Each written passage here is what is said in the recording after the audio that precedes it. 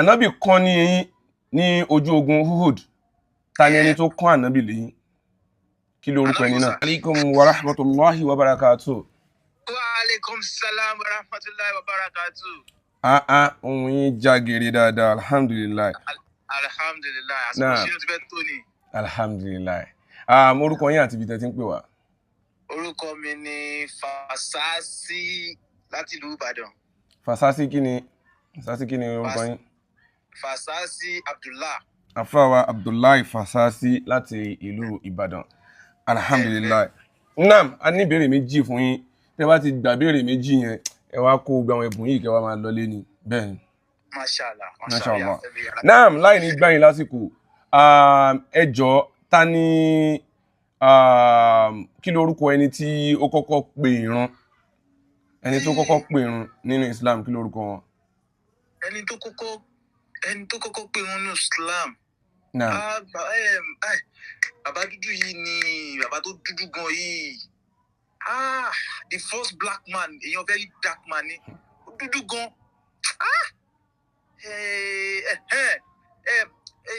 Bilal bun Rabah. Bilal. Alhamdulillah.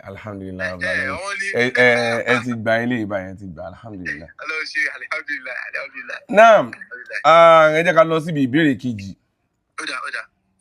Anobi kan ní ojú ogun Uhud. Ta ni ẹni tó kàn Anobi lẹ́yìn? Kí lorúkọ ẹni náà? Anobi wo sà? Anobi Muhammad. Sallallahu alaihi wasallam. Naam. Wọ́n kàn Anobi ní ẹ̀yìn lójú ogun. Wẹ́rẹ́ wọ́n nìyẹn. Anobi ti wá. Anobi wọ́n mọ̀. Ẹ ní sùúrù. Ẹ bá sọ pé kí ní sùúrù jàre jẹ́ ẹ̀mọ́ ẹ̀ tásọ pé kán lẹ́yìn ni.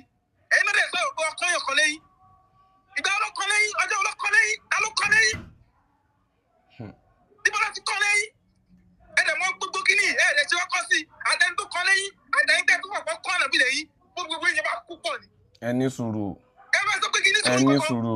Bí o ti wá fẹ́mù kankan mọ́. Ó ti pẹ́, ẹ ní sùúrù. Ó ti pẹ́ inú tàn láti ka eléyìí. Ojú ogun Uhud ló ti ṣẹlẹ̀. Ẹ wọ́n bá wọn kà, àwọn olókà fún yín.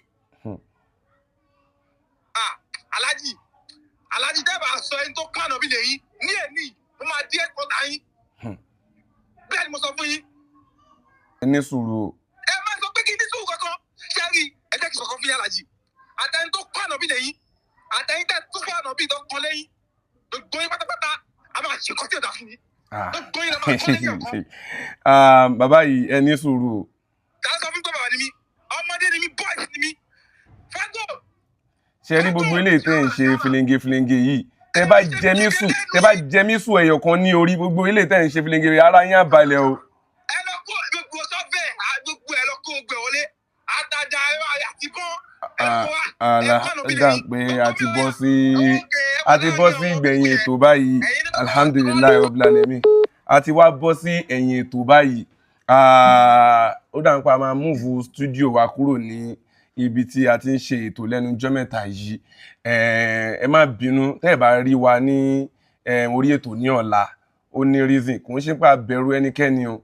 Àmọ́ a kò ní láti change location ni kó má dín pé a máa kára wa mọ́bì kan, ó máa dín pé ìjà láàrin ẹni tó ní ètò àti àwọn tí wọ́n ń pè kó má lọ di woro sí woro. Alhamdulillahi Rabbil Alamin. Ibi tá a bẹ́tò yìí dé lẹ́nì ó tó gẹ́. Subhana rabbika rabbil izzati amma yasifun. Wassalamu ala al-mursalin. Alhamdulillah. Ẹ gbé kámẹ́rà.